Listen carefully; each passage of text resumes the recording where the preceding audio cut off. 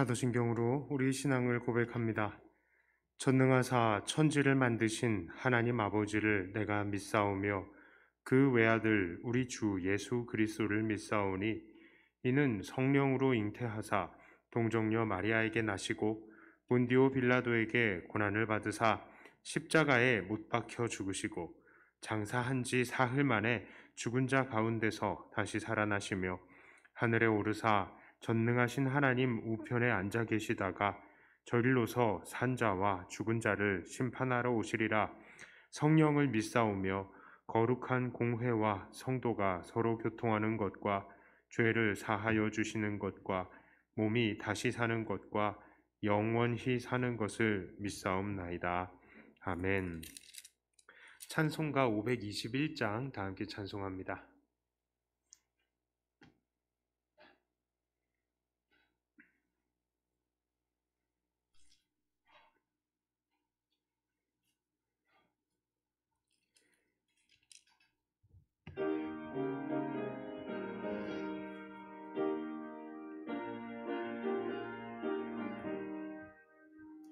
구원으로 인도하는 의문은 참 좁으며 생명으로 인도하는 그 길은 참 험하니 우리 몸에 지워 입는 그 더러운 죄짐을 하나 없이 벗어놓고 힘써서 들어갑시다. 구원으로 인도하는 이 좁은 문 들어가 영생으로 인도하는 이 생명길 갑시다. 이 세상에 많은 사람 큰 문으로 들어가 넓은 길로 갈지라도 멸망길로 끝나리. 세상 어떤 부귀영화 모두 내어버리고 주의 말씀 순종하여 이 생명길로 갑시다. 구원으로 인도하는 이 좁은 문 들어가 영생으로 인도하는 이 생명길 갑시다. 의원의 문 열렸으니 주의 공로 힘입어 주저 말고 들어가서 생명길로 갑시다. 의원의 문 닫히르게 들어가고 싶으나 한 번 닫힌 구원의 문 또 열려지지 않으리. 구원으로 인도하는 이 문은 들어가 영생으로 인도하는 이 생명길 갑시다. 아멘. 523장입니다.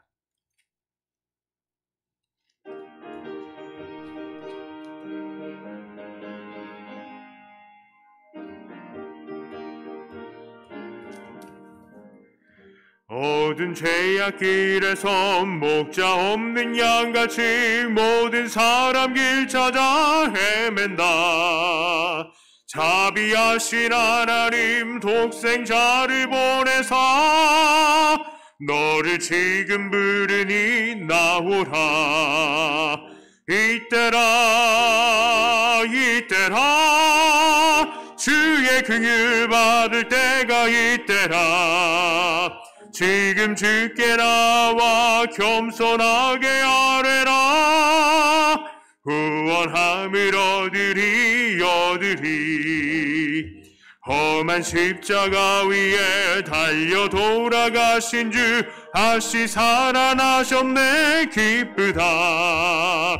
죄인 구원하실 때 어서 주께 나와 크신 은혜 구하라 구하라. 이때라 주의 긍휼 받을 때가 이때라. 지금 주께 나와 겸손하게 아뢰라. 구원함을 얻으리. 주의 귀한 말씀에 영원 생명 임나니 주님 너를 용서해 주신다. 주가 부르실 때에 힘과 정성 다하여 주의 은혜 받으라. 이때라 주의 긍휼 받을 때가 이때라. 지금 주께 나와 겸손하게 아뢰라. 구원함을 얻으리. 세월 빨리 흐르고 세상 친구 가는데 너의 영혼 오늘 밤 떠나도 주의 구원 받으면 천국에서 영원히 주와 함께 살리라. 이때라 주의 긍휼 받을 때가 이때라. 지금 주께 나와 겸손하게 아뢰라. 구원함을 얻으리. 마지막으로 524장 찬송합니다.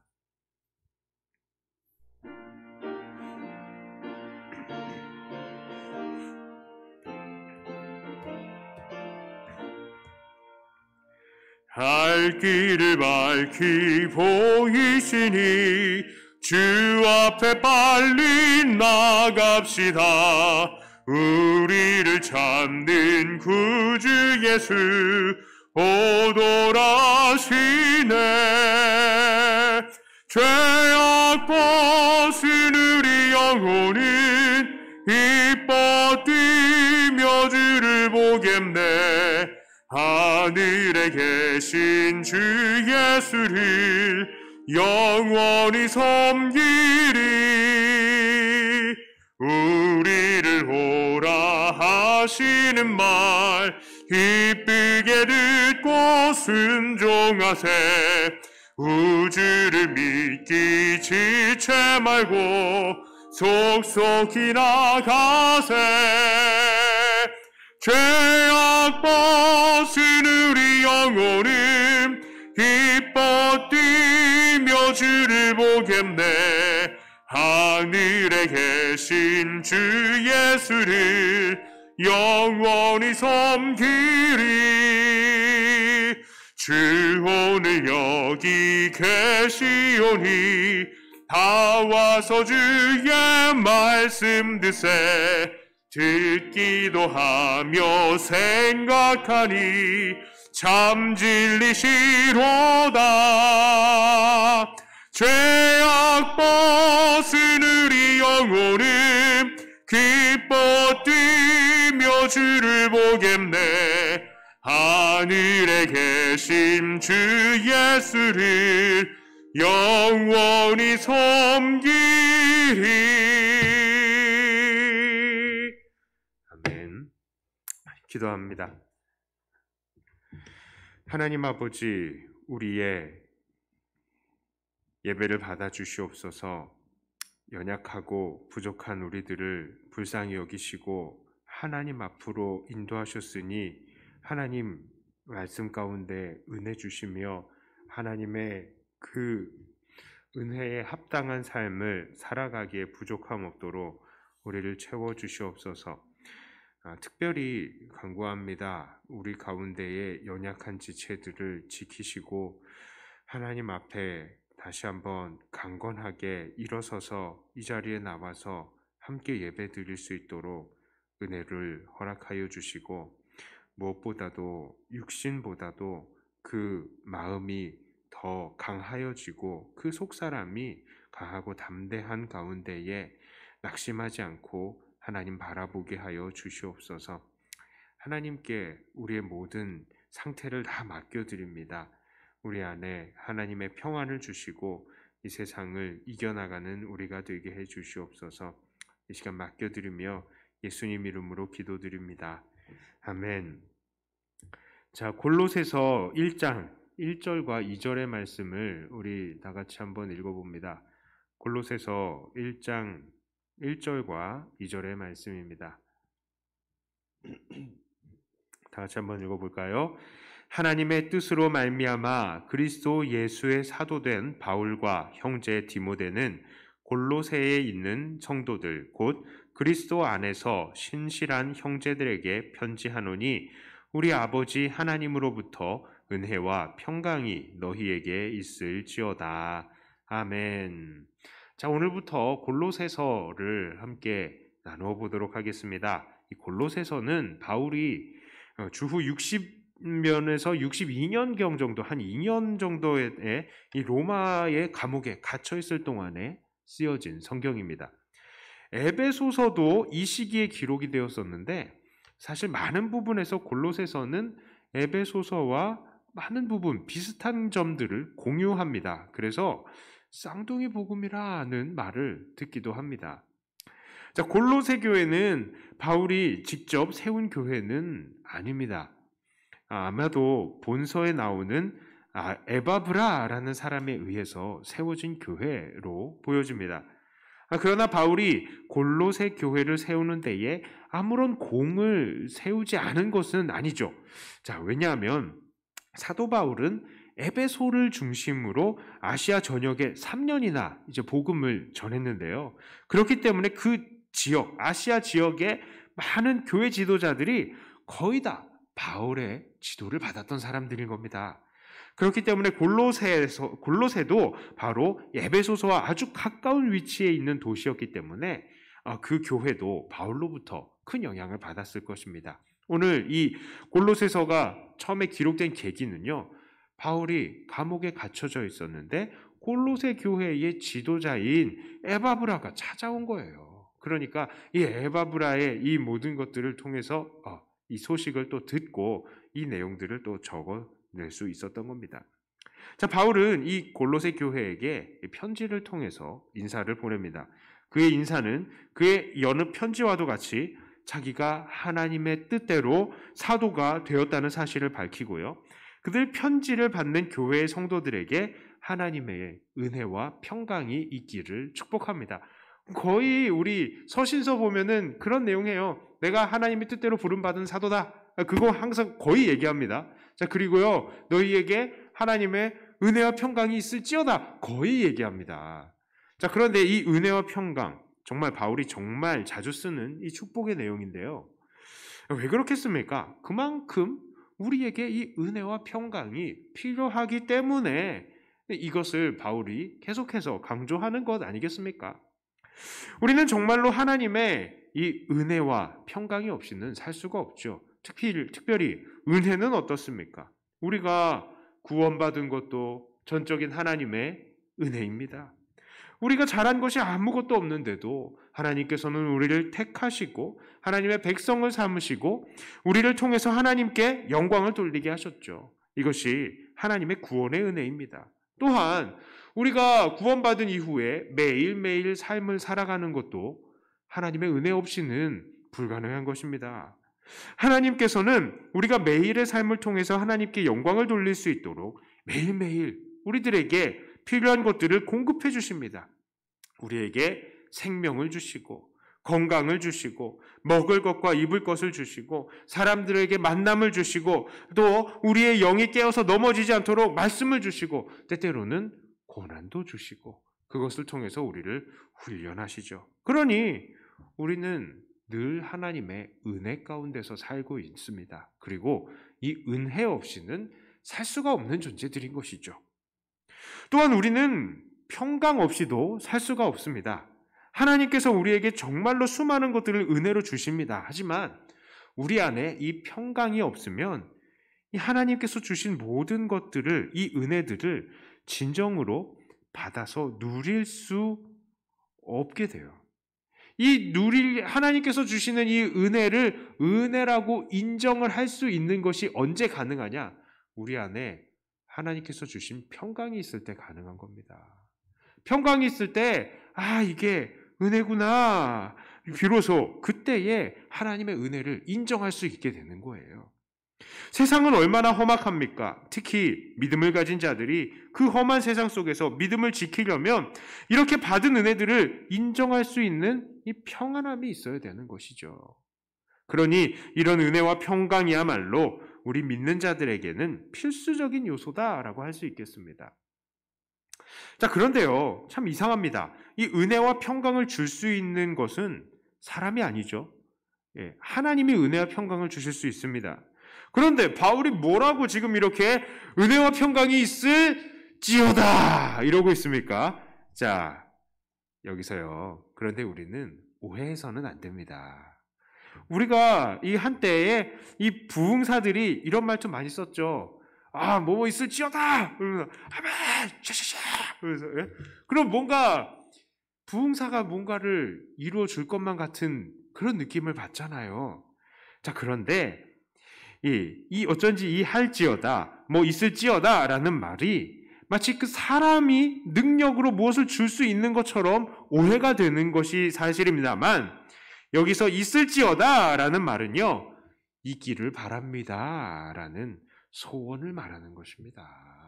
소원을 말하는 거예요. 주시는 분이 하나님이시고 사람은 그저 그것이 주어지기를 소원할 뿐이라는 겁니다. 축도할 때도 목사가 어떻습니까? 마지막에 하나님의 성자와 또 성부와 성령의 그 은혜들이 여러분에게, 성도들에게 함께 있을지어다. 목사가 막 그렇게 은혜를 막 뿌려주는 거예요? 절대로 그게 아닙니다. 하나님께서 그것을 주시기를 소원하는 겁니다. 바라는 거예요. 목사한테 무슨 능력이 있습니까? 없습니다. 자, 그래서 바울도 이렇게 교회들에게 하나님의 은혜와 평강이 있기를 소원했던 것입니다. 자, 마찬가지로요, 우리도 이것을 똑같이 소원해야 합니다. 자, 무슨 말이냐? 바로 서로를 향해서 우리가 직접 은혜와 평강을 줄 수는 없어요. 하지만 하나님께서 모두에게 이런 은혜와 평강을 주시기를 바울이 그랬던 것처럼 우리도 소원해야 하는 것입니다. 왜 그렇습니까? 오늘도 우리는 하나님의 은혜와 평강 없이는 살 수가 없기 때문이고요. 또한 우리는 서로 주 안에서 잘 되고 또 이렇게 은혜와 평강을 누리면서 살아갈 수 있도록 그들을 돕고 축복하는 것이 우리들의 기본적인 성도의 취할 자세이기 때문입니다. 그러므로 우리 옆 사람들을 바라보면서 그렇게 축복했으면 좋겠어요. 하나님의 은혜와 평강이 오늘도 성도님에게 함께 있을지어다. 예. 우리 댁에서 인터넷으로 같이 예배에 동참하시는 우리 성도님들에게도 하나님의 은혜와 평강이 함께 있을지어다. 자, 우리가 뭔가를 쏴 보내는 거 아니에요. 착각하지 마세요. 자, 3절부터 8절까지의 말씀, 자, 한 절씩 나눠서 한번 읽어볼까요? 자, 우리가 너희를 위하여 기도할 때마다 하나님 곧 우리 주 예수 그리스도의 아버지께 감사하노라. 이는 그리스도 예수 안에 너희의 믿음과 모든 성도에 대한 사랑을 들었으며 너희를 위하여 하늘에 쌓아둔 소망으로 말미암음이니 곧 너희가 전에 복음 진리의 말씀을 들은 것이라. 이 복음이 이미 너희에게 이름에 너희가 듣고 참으로 하나님의 은혜를 깨달은 날부터 너희 중에서와 같이 또한 온 천하에서도 열매를 맺어 자라는도다. 이와 같이 우리와 함께 종된 사랑하는 에바브라에게 너희가 배웠나니 그는 너희를 위한 그리스도의 신실한 일꾼이요 성령 안에서 너희 사랑을 우리에게 알린 자니라. 아멘. 자, 바울은 또한 편지 초반에서 항상 그래왔듯이 편지 수신자들에 대한 감사를 하나님께 올리고 있습니다. 자, 그 감사의 이유 무엇입니까? 이 4절을 보니까 그들의 믿음과 사랑 때문에, 그리고 5절을 보니까 그들이 가지고 있는 소망 때문에 감사한 겁니다. 자, 어디서 많이 보았죠? 믿음과 소망과 사랑. 예, 믿음, 소망, 사랑이 여기 나오네요. 자, 그런데 그리고 그들의 이 믿음과 소망과 사랑, 이들이 이렇게 가질 수 있는 이유가 무엇이었습니까? 바로 복음 때문이었다라고 합니다. 복음은 예수님을 믿을 수 있게 하죠. 자, 그리고 그렇게 예수님을 믿음을 통해서 우리가 용서와 사랑을 받은 사람이구나를 깨닫는 사람들은 어떻게 됩니까? 곧 그 사랑을 이웃에게 전하게 되죠. 사랑하는 사람이 되는 것입니다. 자, 그리고 이렇게 서로 사랑과 믿음 안에서 살아가는 사람들은 다 함께 마지막 날에 우리에게 임할 천국을 함께 소망하는 사람들이 되는 것이죠. 자, 이렇듯 믿음과 소망과 사랑은 복음이 들어간 사람과 이 교회에게 있어서 정말로 아주 자연스럽게 맺어지는 열매인 것입니다. 자, 이렇게 믿음과 소망과 사랑이 있는 것을 보면 정말 이 사람이 진짜 복음을 받아들이는 게 맞구나라는 것을 우리가 인정할 수밖에 없게 돼요. 자, 그러므로 사도 바울도 골로새 교회가 이런 믿음과 소망과 사랑 안에 있다는 사실로 하나님께 감사를 하는 것입니다. 자, 이런 믿음과 소망과 사랑은 오늘날 우리 교회에도 필수적으로 있어야 하는 요소입니다. 이건 아주 기본 중에 기본이죠.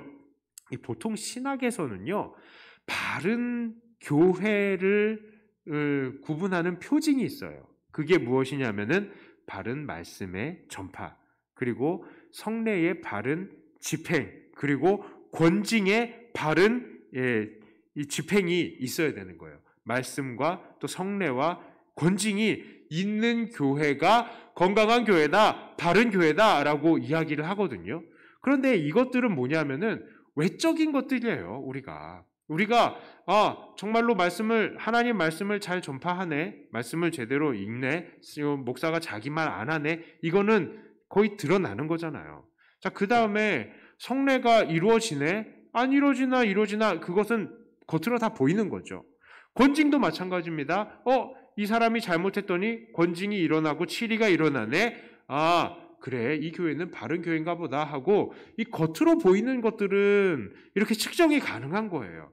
그런데 저는 이것뿐만 아니라 교회는 기본적으로 이 측정하기 어려운 부분이지만 이런 열매가 있어야 된다라고 생각합니다. 그 기준이 무엇이냐? 바로 이 믿음과 소망과 사랑이에요. 믿음과 소망과 사랑이 없는 교회는 교회라고 할 수가 없는 겁니다. 교회라고 할 수가 없어요.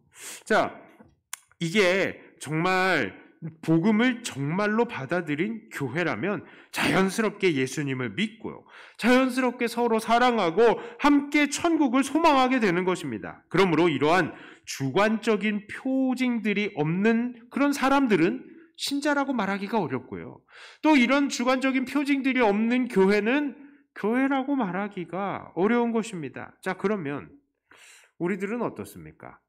자, 우리는 당연히 복음을 통해서 그리스도를 믿고 또 그 믿음으로 얻은 구원 때문에 이웃을 사랑하고 또한 천국을 함께 소망하고 있는 사람인 줄을 믿습니다. 우리의 소망이 어디에 있습니까? 타워팰리스, 강남 도곡동 이런 데 있는 겁니까? 아니죠. 우리의 소망은 천국입니다. 자, 함께 이 믿음과 소망과 사랑을 붙들며 흔들리지 않으시는 우리 성도님들 다 되시기를 축복합니다. 자, 9절부터 12절까지의 말씀을 함께 같이 읽겠습니다. 이로써 우리도 듣던 날부터 너희를 위하여 기도하기를 그치지 아니하고 구하노니 너희로 하여금 모든 신령한 지혜와 총명에 하나님의 뜻을 아는 것으로 채우게 하시고 주께 합당하게 행하여 범사에 기쁘시게 하고 모든 선한 일에 열매를 맺게 하시며 하나님을 아는 것에 자라게 하시고 그의 영광의 힘에 따라 모든 능력으로 능하게 하시며 기쁨으로 모든 견딤과 오래 참음에 이르게 하시고 우리로 하여금 빛 가운데서 성도의 기업의 부분을 얻기에 합당하게 하신 아버지께 감사하게 하시기를 원하노라. 자, 이제는 이 사도 바울이 보통 인사하고요, 감사하고요, 그 다음에 간구가 나와요. 바울 서신의 그 내용들의 대부분. 그런데 이 간구의 내용이 뭐라고 그랬습니까? 전체 이후에 나오는 모든 전체 내용들의 요약본이 요 간구에 다 들어있어요. 자, 그런데 바울이 무엇을 간구하느냐? 아까 전에 감사하는 것은 이 교회가 믿음과 소망과 사랑이 있는 것 때문에 감사를 했는데요. 바울은 이제 여기서 그치지 않은 거예요. 더 나아가서 이 교회가 어떠한 교회가 되기를 소원하고 있습니다. 이 첫 번째, 바울은요, 그들이 하나님의 뜻을 아는 것으로 채워지기를 기도했습니다. 이 9절을 보니까 바울이 그들이 모든 신령한 지혜와 총명에 하나님의 뜻을 아는 것으로 채워지기를 기도한다라고 합니다. 그리고 두 번째로요, 바울은 10절에서 그들이 그 아는 것을 가지고 주께 합당하게 행하기를 기도하는데 이제는 행동이에요. 그런데 이 행동이 그냥 단순한 행동이 아닙니다. 그렇게 합당하게 행동하는 것을 통해서 결국 어떻게 됩니까? 결국에는 하나님을 더 알아가는 거예요. 그리고 그 알아가는 것에서 자라가기를 위해서 기도를 하는 겁니다. 그렇죠. 우리가요, 하나님을 아는 것은 그냥 지식적인 것을 통해서 끝나는 게 아니에요. 우리가 하나님을 정말로 잘 알게 될 때가 언제입니까? 아는 것이 진짜 삶 속에서 이루어졌을 때에 그게 정말로 진리구나라는 것이 깨달아지고 인정이 되는 것이죠. 하나님께서 이렇게 말씀을 하셨는데 진짜 내가 삶 속에서 살다 보니까 이 진짜야. 삶 속에서 그것이 체험이 되는 것입니다. 그러니까 바울은 이 머리로 아는 것이 실천을 통해서 삶으로 경험이 되어져서 전 인격을 통해서 더욱더 예수님을 닮아가기를 배우며 그 안에서 자라가기를 원하는 것입니다. 자, 그 다음에 세 번째로요.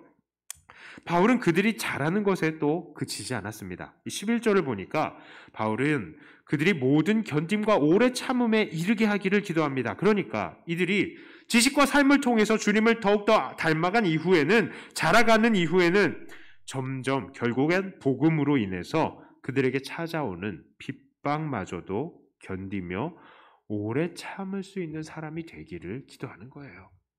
자, 그 다음에 네 번째로요. 바울은 그들이 그 핍박의 상태에서도 오히려 하나님께 감사하는 자가 되기를 구합니다. 사실 핍박이 오고요, 어려움을 당하면 감사한다는 거 쉽지가 않아요.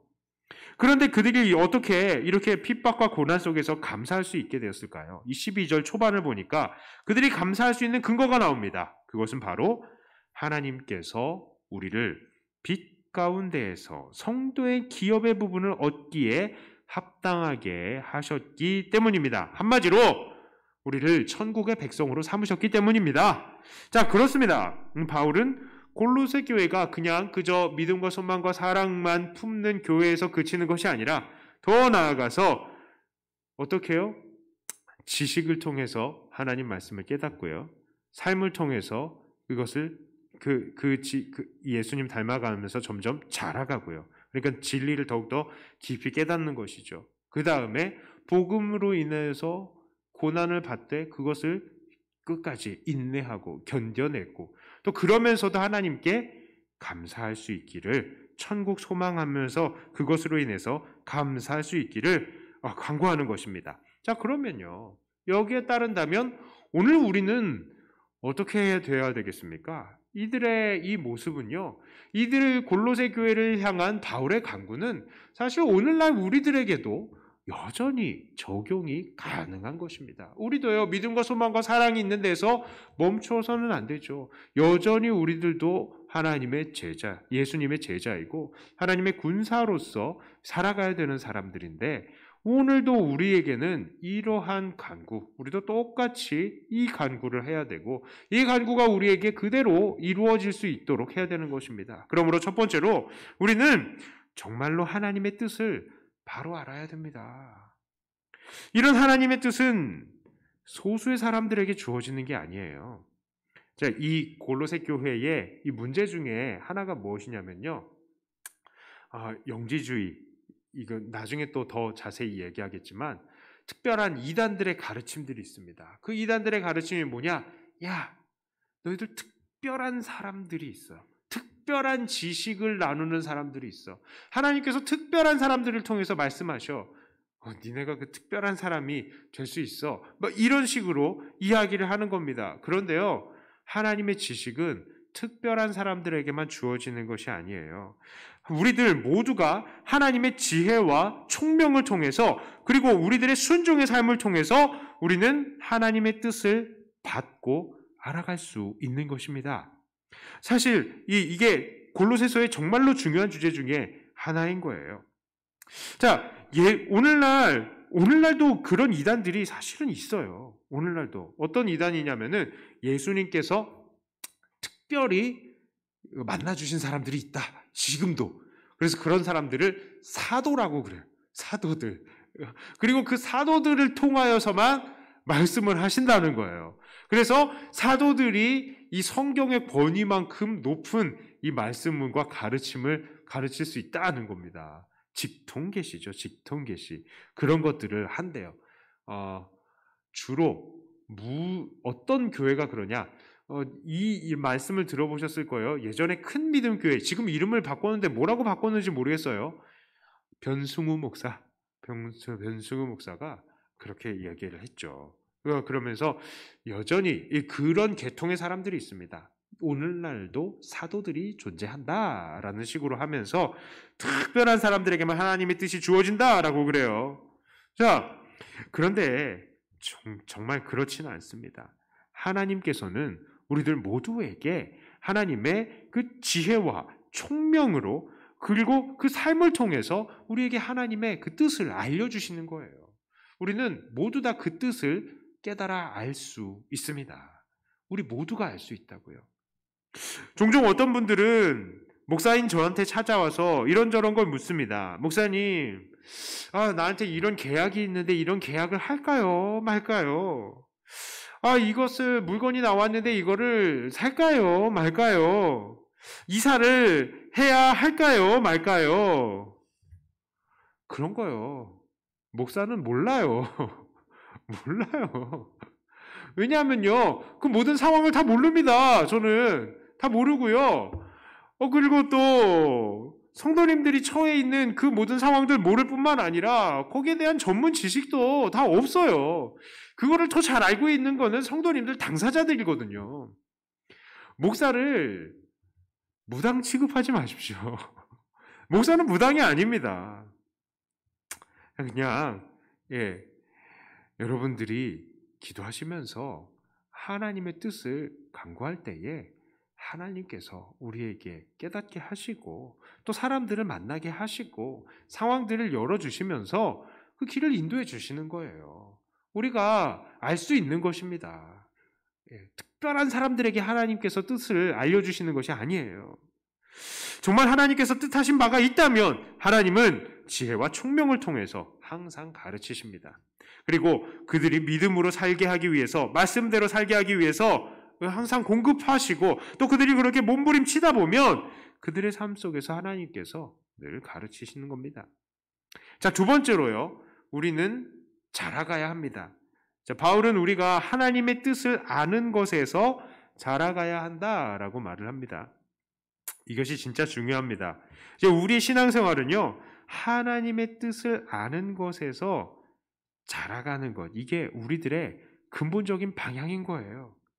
자, 그러니까 하나님의 뜻을 알아가는 데 대해서 자람이 없는 신앙생활, 더 나아지지 않는 신앙생활, 그러니까 하나님의 뜻을 더 알아가지 않는 생활이 바로 바르지 못한 신앙생활이라는 겁니다. 그야말로 죽은 신앙생활이다라고 할 수 있는 것입니다. 그런데 어떤 사람들은 신앙생활을 전혀 다른 것으로 생각합니다. 예를 들자면요, 뜨거운 기도와 찬양 속에서 일종의 황홀경을 경험한다거나 병이 낫고 또 여러 가지 기적이 일어나는 것을 경험하는 것, 정말로 말로 설명하기 힘든 여러 가지 경험들을 통해서 삶이 부여해지거나 놀라운 기적들이 일어나는 것들, 사람들은 그런 것들이 일어나야 내가 진짜 신앙생활을 했다라고 생각을 하는 사람들이 있는 겁니다. 그래서 뭔가 막 통성으로 막 크게 기도하지 않으면요. 그리고 막 내가 뭔가 기도하다가 막 떨림이나 막 이런 걸 받지 않으면 어쩐지 제대로 신앙생활을 한 것 같지 않은 그런 생각을 하는 거예요. 물론 우리가 기도할 수 있죠. 자, 그런데 그것들은 진정한 우리의 목표가 될 수는 없는 겁니다. 그런 것들은요, 그저 우리의 신앙생활 속에서 간간히 맛볼 수 있는 특별 요리와 같은 거예요. 그런 특별 요리를 먹을 수도 있고 먹지 않는 것을 쓸 수도 있지만 하나님을 아는 것에서 잘하는 것은 전혀 다른 문제입니다. 잘하지 않으면 그 신앙은 죽은 신앙이라고요. 잘하지 않으면 예수님을 닮아가는 것, 하나님의 뜻을 아는 것에서 멈춰버린 신앙생활은 뭔가 이상한 신앙생활이라는 겁니다. 이게 비정상이라고요. 그러므로 우리 개개인과 교회를 바라볼 때도 이런 시각을 가졌으면 좋겠어요. 우리 교회가 뜨거운 찬양이 없다, 기적이 없다, 어떤 짜릿한 경험을 제공해 주지 않는다라는 것들은 사실 그렇게 걱정할 것들은 아닙니다. 예전엔 뜨거웠는데 지금은 그렇지 않아 라고 하는 것도 사실 그렇게 걱정스러운 건 아니에요. 그런데 하나님의 뜻 안에서 잘함이 없다, 이거는 심각한 문제입니다. 10년 전의 신앙과 오늘날의 신앙이 내가 똑같다? 10년 전에 나의 모습과 오늘의 나의 삶의 모습이 똑같다? 이거는 문제인 거예요. 우리가 예수님의 그 뜻 안에서 자라나가는 것들이 없다는 신앙생활 아니겠습니까? 이것은 문제인 것입니다. 비정상입니다. 우리는 어떤 신앙생활을 하고 있습니까? 이 날마다 하나님의 뜻 안에서 자라나시는 저와 여러분들이 되시기를 축복합니다. 자, 세 번째로요. 우리는 복음으로 인해서 고난도 받아야 합니다. 이것은 또한 정말 중요한 것입니다. 우리는 왜 믿음의 생활을 합니까? 우리가 이 땅에서 잘 되고 복을 얻고 만사가 형통해지기 위해서 신앙생활을 합니까? 그러나 분명히 말씀드립니다. 하나님께서 정말로 우리에게 원하시는 것은요, 우리가 복음으로 인하여서 고난까지도 받는 것입니다. 우리가 한 영혼들을 품에 놓고 정말 눈물 뿌리며 기도하는 것을 하나님께서 원하시고 계시고요. 복음을 전하다가 조롱도, 비난도, 핍박도 받는 것이고요. 그런 수많은 핍박들 속에서도 굳건히 견뎌내는 것을 하나님께서는 원하신다고요. 우리의 삶을 한번 돌아보겠습니다. 만일 우리가 복음으로 인해서 핍박받는 것이 없다면 그것도 이상한 거예요. 그게 뭘 얘기하는 겁니까? 나한테 복음을 증거하는 자리가 없다는 거예요. 그런 겁니다. 복음 때문에 갈등하는 자리가 없다는 건 이상한 신앙생활인 겁니다. 그러므로 우리는 어디서 무엇이 잘못되었는지를 돌아보고 다시 복음으로 인해서 우리가 고난받는 자리를 찾아가야 되겠습니다. 그 고난의 현장은 가정이 될 수도 있고요. 직장이 될 수도 있고 친구들 사이가 될 수도 있겠습니다. 그곳에서 고난을 자초하셔야 돼요. 또한 끝까지 인내하시는 우리가 되어야 됩니다. 왜 고난받지 않는 삶이 이상한 삶입니까? 그게 뭡니까? 우리가 변했거나 우리 주변이 똑같다거나 나랑 어쨌든 똑같으니까 고난이 없죠. 그런데 세상은 하나님에게 속하지 않았어요. 그런데 나는 하나님에게 속했어요. 당연히 내가 고난받아야 되는 거 아닙니까? 그런데 그렇지 않다? 그러면요, 뭔가 잘못된 겁니다. 찾아가시길 바랍니다.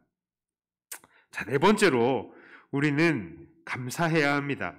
자, 우리가 고난 속에서도 감사할 수 있는 이유는 무엇입니까? 당연히 우리에게 주어진 천국 때문입니다. 물론 우리의 삶에서는 여러 가지 감사의 이유들이 있겠죠.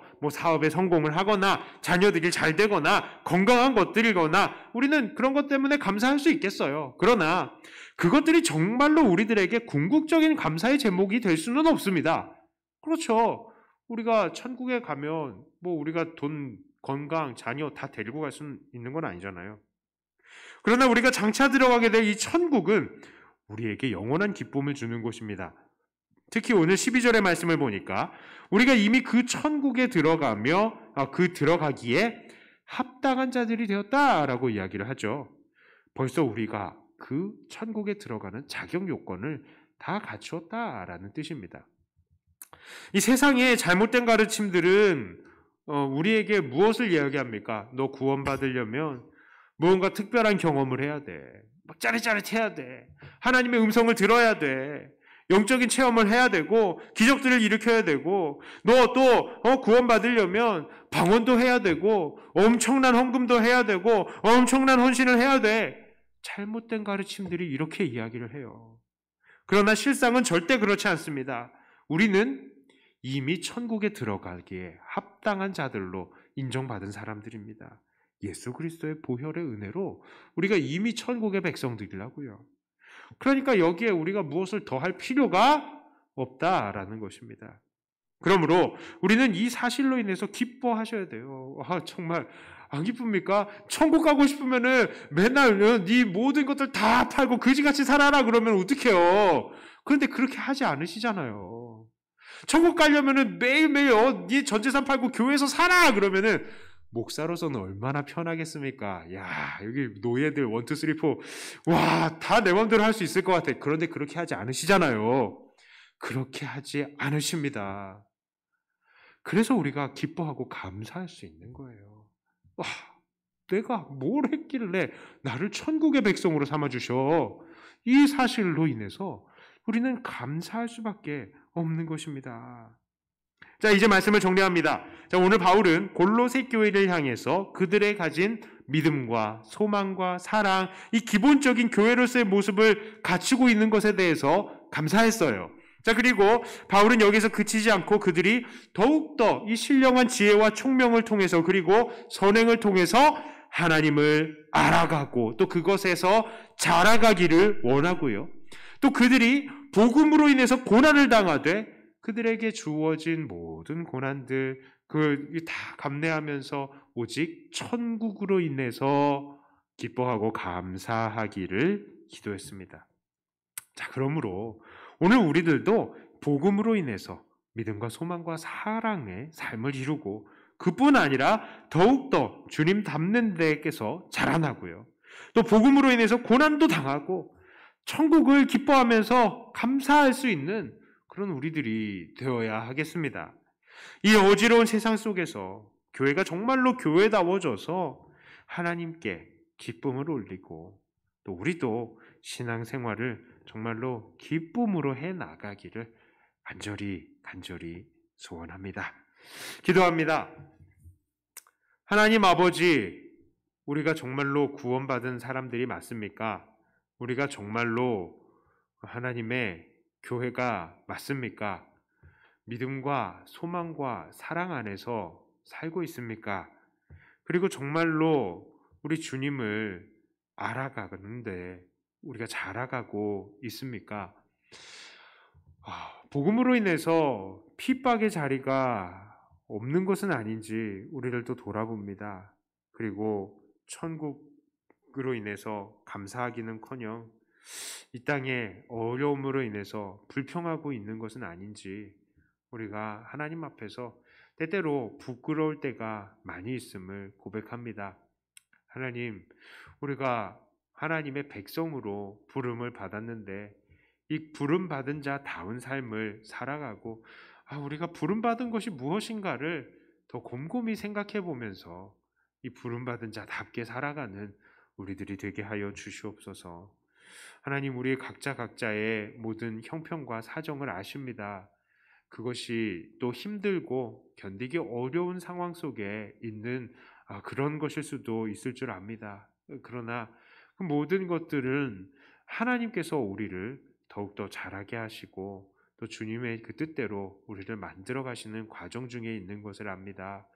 하나님, 그 모든 것들도 넉넉히 이겨나가게 하여 주시고 또한 이것이 복음으로 인하여서 겪는 어려움이 아니라면 오히려 그 문제들이 아무것도 아니라는 것을 그런 마음을 우리에게 주셔서 정말 어려움들도 넉넉히 다 이겨낼 수 있게 하여 주시고 오직 복음으로 인해서 고난을 자처할 수 있도록 모든 환경들 또한 열어 주시옵소서. 여전히 많은 기도의 제목과 또 마음의 소원들이 주 안에서 있습니다. 주 하나님 앞에 기도할 때마다 하나님께서 우리의 불쌍히 여기시고 기도에 응답하여 주시되, 잘못된 기도의 제목들이 있다면 하나님께서 고쳐주시고 더욱더 주님의 마음을 품어서 주님의 뜻을 이루어드리는 그런 기도로 하나님을 기쁘시게 하는 우리들이 되게 하여 주시옵소서. 이제 밤에 돌아가는 모든 길 또한 하나님께서 지켜주시고 각 가정과 또 식구들 모든 사람들에게 하나님의 평안과 기쁨을 넘치게 주시옵시고, 특별히 각 가정에서 온라인으로 함께 예배드리고 있는 우리 모든 성도님들, 우리가 주 안에서 하나라는 것을 또 기억하며 축복합니다. 그들에게 하나님의 은혜와 평강이 늘 함께 있게 하여 주시옵소서. 감사드리며 우리 주 예수님 이름으로 간절히 기도드리옵나이다. 아멘. 하늘에 계신 우리 아버지여, 이름이 거룩히 여김을 받으시오며 나라의 임하옵시며 뜻이 하늘에서 이루어진 것 같이 땅에서도 이루어지이다. 오늘날 우리에게 일용할 양식을 주옵시고, 우리가 우리에게 죄 지은 자를 사하여 준 것 같이 우리 죄를 사하여 주옵시고, 우리를 시험에 들게 하지 마옵시고 다만 악에서 구하옵소서. 대개 나라와 권세와 영광이 아버지께 영원히 있사옵나이다. 아멘.